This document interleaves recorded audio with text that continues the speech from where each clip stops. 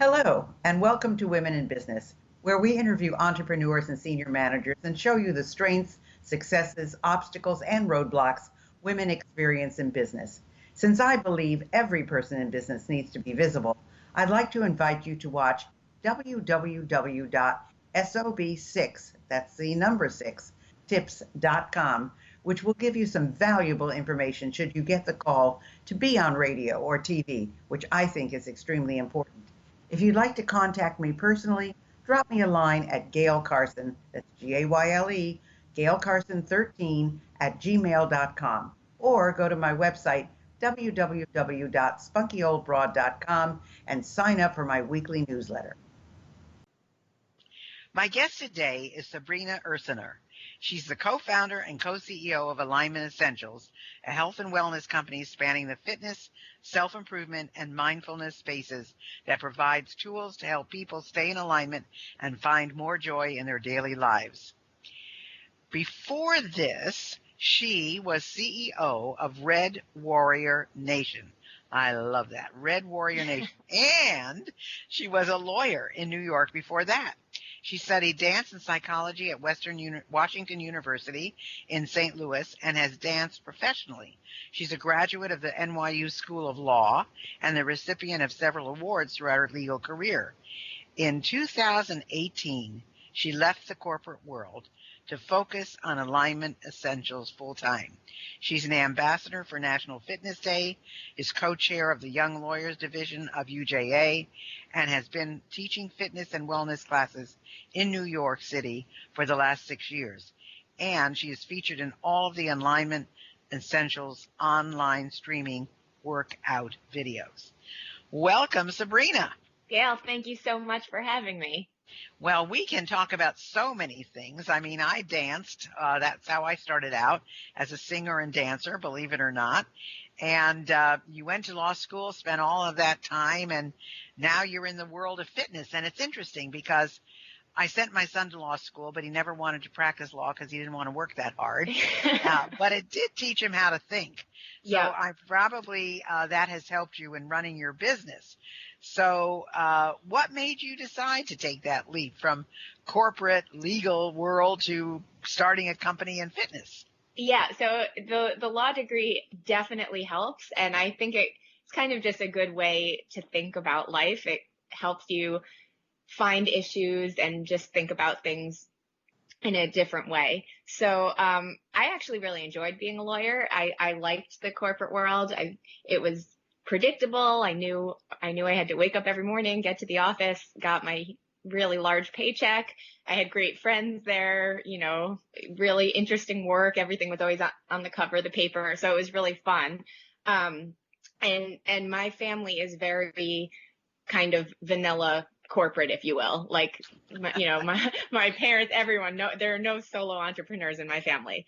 But for me, I felt like I always had more going on in my head. I've always kind of been a very spiritual person, and I don't really believe in mistakes at all. I kind of think everything's just part of the journey and you're learning. And so when I met my business partner, Janny Roberts, we met about 5 years ago, and just instantly we connected, and I knew that I really believed in what she was doing. And so it was a very easy switch to take the leap. I knew that's what I wanted to do. The thing that kept me in corporate a little bit longer was just dealing with the finances and making sure I was set before I could go and start a company with her. But that was what ultimately made me decide. Was I just knew that this was how I wanted to live my life. But still, that was very brave. I mean, there's a lot of people who just can't say no to that paycheck, mainly because it takes a lot of money to live, Yes, yes, thank you. Actually, my entire family basically said, you are out of your mind crazy. We don't support what you're doing. And so that was probably the hardest part, was just going against all of my friends and family to take the leap. But so I knew it was the right thing to do. What are some of the biggest obstacles and challenges you've had? Whether, it's in business or life. I mean, I'm sure nothing goes smoothly, Yeah, nothing ever. It never goes how you really just can't plan anything. So you got to just go with the flow. Um, Probably some of the biggest challenges I'd say are dealing with people, especially people you're close with, family or people who knew what you were doing before and now either don't support what you're doing or question it and kind of sometimes can throw a little doubt on you. And then finances are always challenging. You need money to make money. So we make a lot of decisions around, there are things that we really, really want to do. And we have to think through, is this really going to work for us financially? And then raise that money to do it. But really, the personal challenges really come from your friends and family. Mm-hmm. And that can weigh on you psychologically. I mean, because sometimes when things aren't going well, you do, I'm sure, sit in front of that mirror and say, did I make the right move? Yeah. On a pretty much daily basis. But, one of the things we really teach is that life is all about the contrast. So, if things don't seem to be working out well, it's really just highlighting more of what you do want and what you don't want and making that path clearer. So anytime I run into those obstacles, I just think, okay, this is just contrast for me, and it's going to be even greater when we get there. So how is your life different now when you're your own boss than when you were, getting up and you knew where you were supposed to go and what you were supposed to do and so forth? It's like night and day.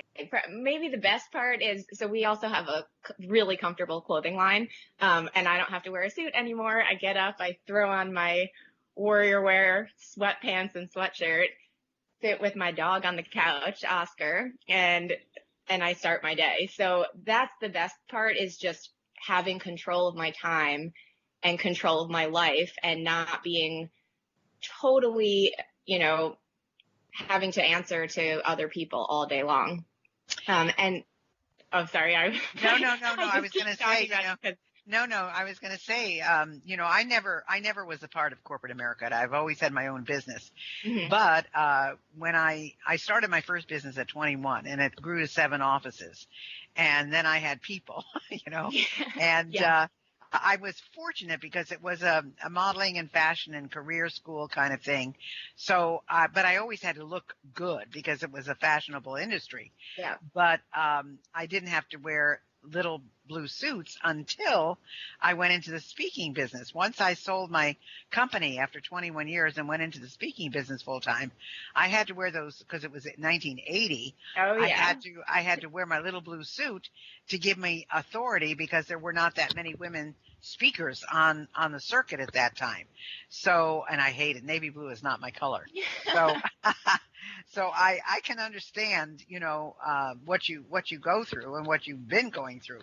Right. So would you say that there are more women around the table today that you work with in the wellness industry than you did in the legal practice? Or really, how does it affect your business interactions? Because there are more women graduating from law school now than men. And some may stick with it, some may not because of raising children and so forth and so on. Mm-hmm. But what do you see? And of course, I see a lot of women in the fitness industry because I was a member of IDEA for, I don't know, 25 years. And then I think last year was the first convention I missed in all of that time. And, there were always more women, but yet the big studios, the big facilities, the big gyms Mm-hmm. were usually owned by men. So tell us a little bit about that. Yeah, it's interesting. So, I mean, you've seen it in fitness. It really does feel like the women, other than some of the huge chains, the women really do kind of dominate. And I'm dealing with women pretty much on a day-to-day basis. But it's so funny because in the corporate world, and I was at a firm that's kind of notoriously male. It was all men. I think they're like a handful of women partners and that's it. But I actually found that in those situations, the women who make it to the top when there are no men, and this is a generalization, it's not all of them, but a lot of them I guess, are so protective by the time they get there that they kind of push other women down. And when you're dealing with in a space where there are more women, um, I don't know. It's funny. Like that, I never had an issue with men. I think I worked almost better with men, and then I'd work with women, and maybe because I was younger, or I'm not sure why, if they felt threatened, but I had a harder time working with the women. And I just think we're all in this together, and women really have to help each other and collaborate and lift each other up. So that's been an interesting thing now in the wellness and fitness when it's working with more women. And I love when I find a woman who is very supportive and wants to collaborate and work together, rather than kind of looking around and saying, I need to push other women down so that I stay up on top. What you said earlier about few women making partner in law firms, Mm-hmm. I think that's true. I think that there are a lot more female attorneys today, but I don't necessarily think you'll see a lot more female partners. Now, you're going to see some, but not in comparison to how many males are there. Right. So, And you're exactly right. It's a lot of it is just the way the law firm life is. You really can't have kids or a family if you're a woman and if you want to make it there. So a lot of the women that I saw, my friends, as we hit 5th, 6th, 7th year associates, they opted to have kids and raise their families.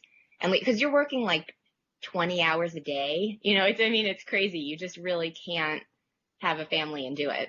unless you have a house husband. Yes. Or Now, unless you have a lot of help. right, because it's interesting.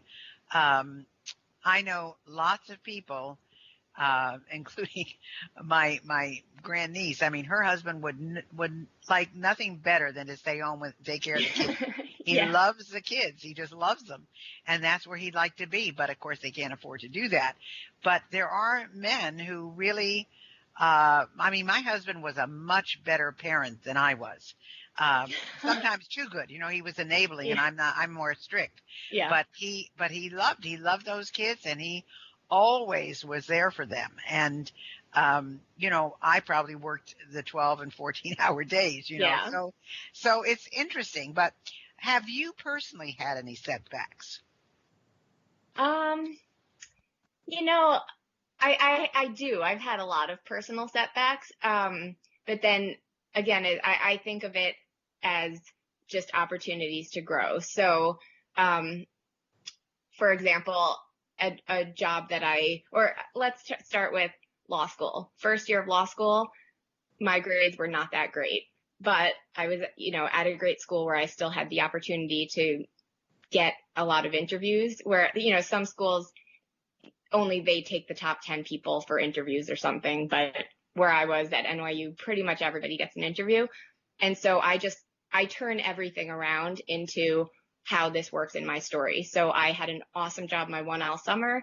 I went and I shocked the professors. I shocked people at my school and got offers at every firm that I wanted to get an offer from, which was people were like, how did you do it?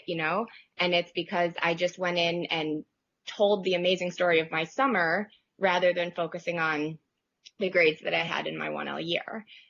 Moving forward, I really wanted a clerkship. I probably didn't have the exact grades to do it, but went to my judge. And in the interview, I literally said, I'll sleep on the floor of this courthouse. This is really where I want to be. This is what I want to do. And I got that clerkship. So just every step of the way, whatever wasn't working for me, I used as more of fuel to the fire for my passion. And I think people really respond to passion. And so I've used every setback to take another step forward.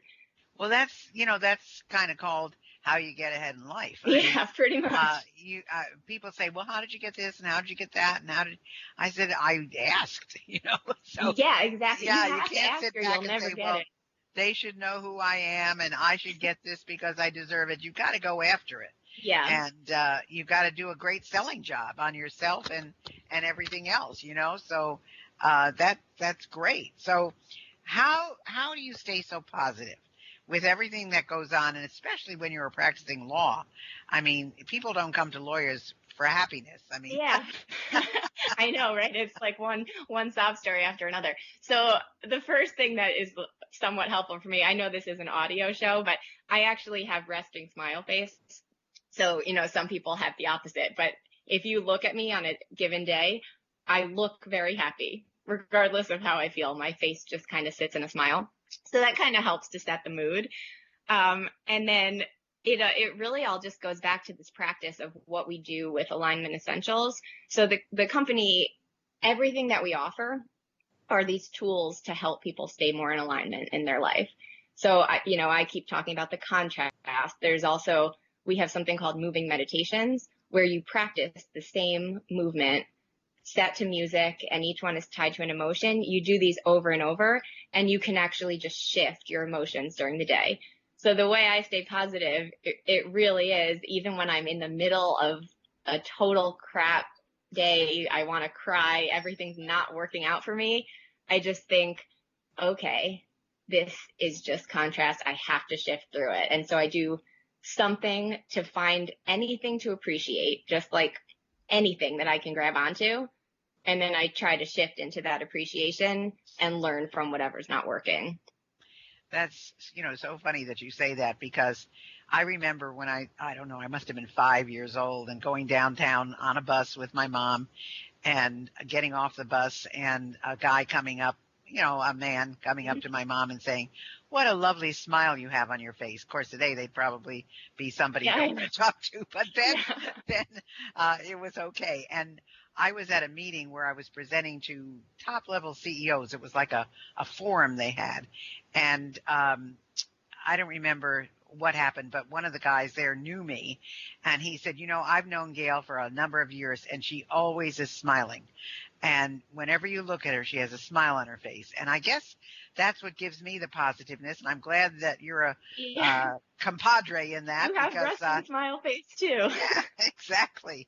So what would you say? The company that you're in now, Alignment Essentials, it just turned a year old. Now, this Red Warrior Nation, what was that? So Red Warrior Nation, it was kind of the precursor company to Alignment Essentials. So Janny, my business partner, founded Red Warrior Nation with her husband, Johnny. And the idea was kind of similar. It offered workouts that were very mind body. Everything we do is about how you feel. It's not about how you look. It's really about just feeling good and finding a little more joy in life, a little more satisfaction. And with that company, and that's actually how I met her, was through that company. It was kind of misunderstood. So talking about setbacks, the expectations when people came to a class, for whatever reason, they weren't understanding what the company was. And so they thought it was this very, hardcore, like Orange Theory type hit class, like everyone wants a six pack, all of that. And it wasn't who we were at all. So we decided to end that and start Alignment Essentials and just kind of have a fresh start. So the workout is actually the same warrior workout, which was from Red Warrior Nation. And then we offer these moving meditations, inspirational conversations. We do retreats all summer long where we all come together and practice all of this work live. And then, like I said, we have this very comfortable clothing line that I sit around in all day, including right now. Well, now you've actually been in this particular business just a year. Uh-huh. So what are the lessons that you've learned for our listeners who are entrepreneurs and thinking, oh boy, and then they're thinking, oh my gosh, you left such a great job. Could I do that too? What are some of the lessons you've learned in your first year in business? Patience, I think is the biggest. There are things, it's been a year. Maybe shouldn't admit this, but I have not taken a paycheck in over a year. Luckily, I saved a lot from the corporate job. But, right now we're still putting everything into the company. And one of the biggest things, and it's actually how we met you, Gayle, is just paying attention. We pay attention all the time. And some of the things that are truly working out for us now are connections that everything is connected. It's crazy. So people who we had met in Red Warrior, or people who Janny had met in her previous job, or I knew. These connections are all coming back now. And so some of our best partnerships, it came from an event that maybe was a total bust. Like we had one big event last year that we spent a ridiculous amount of money to be at. And it turned out the event itself, it just didn't have the people that we thought would be there. It ended up being a total disaster for us. We lost a ton of money. However, we met Bonnie from Binge Networks, who then told us about the New Media Summit, who then, we went and we met all these amazing podcasters. We hadn't even been in podcasting before. So, and those kinds of relationships just take time. It took, I would say, 6 months before some of these things came to fruition. And then another example of that, one of our biggest partners right now is actually Schwinn, the bike company. We use Schwinn indoor bikes for our cycle ride. We first met this woman, Becky, from Binge Network, or from Schwinn, a year and a half ago. I mean, 2 years ago. I think we met her 2 years ago. First talked, wanted to see if a partnership was possible. It took so much time, but now we're working with them and they sponsor us. But so it's these things that like you don't know how it's going to work. So you just have to pay attention and be really, really patient. And now a year later, everything is coming together. And that's what I tell people. I tell them whether you're going to go into podcasting or you're going to go into your own business or you're going to do this or that, it takes a minimum of 6 months to even know if you're on track. Exactly. And what you said, and people always say, pay yourself first. Well, that's great if there's money, to pay yourself. But if you have to put it back in the business, and that is one rule that I really never followed. I never paid myself first. I always made sure my bills were paid, and then whatever I had to do to promote got paid, and then I took what was left.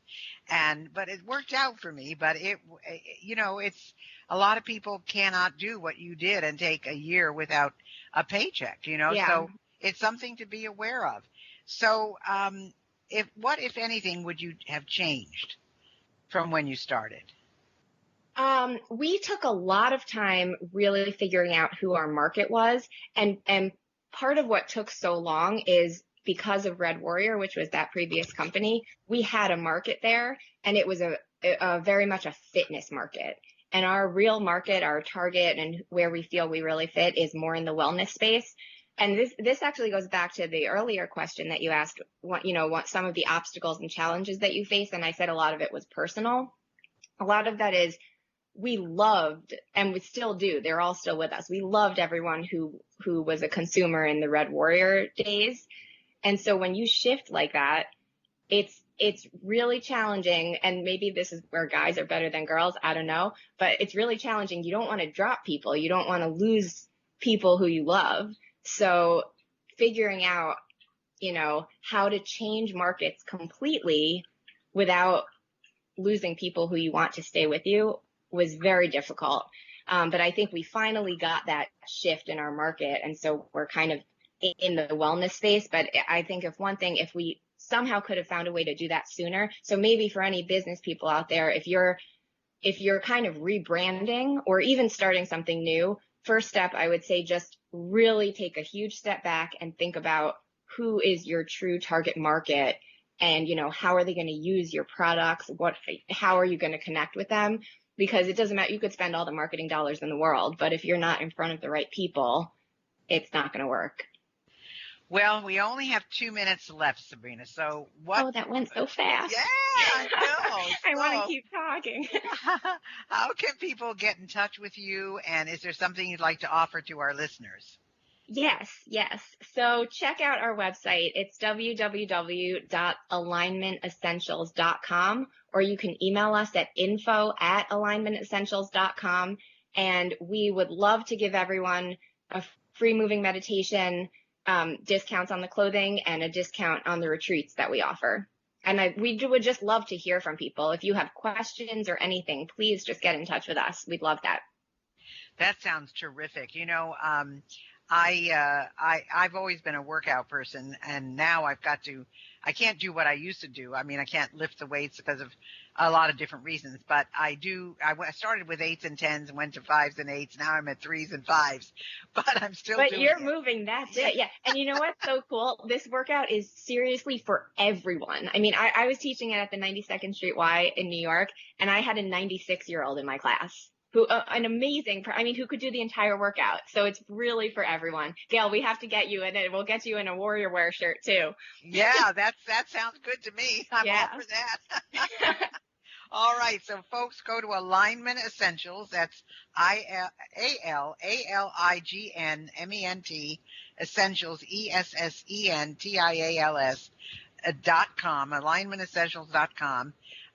See what they have there. They've got a free gift for you. They have the meditation, the moving meditation, and discounts for you. It's exactly what I think you're looking for. I know. It's so funny because I do the heavy workouts, I do body pump, I do all of that, but I also take silver sneakers and am an ambassador for a silver sneakers. So, I kind of try to get it all in as much as I can. So, I think that's wonderful. I wish you and Janie the most success, Sabrina, and hope all goes well. And folks, go to alignmentessentials.com. Find out what they've got for you. There's a lot there. And thanks so much for being with us. Thank you so much for having me. I really enjoyed this. Thanks for listening to Women in Business. I hope you enjoyed today's show. And if you have any suggestions as to who you'd like me to have as a guest, just email me at gaylecarson13@gmail.com. Be sure to check out www.sob6tips.com. And in the meantime, go to www.spunkyoldbroad.com to see the resources I have for you.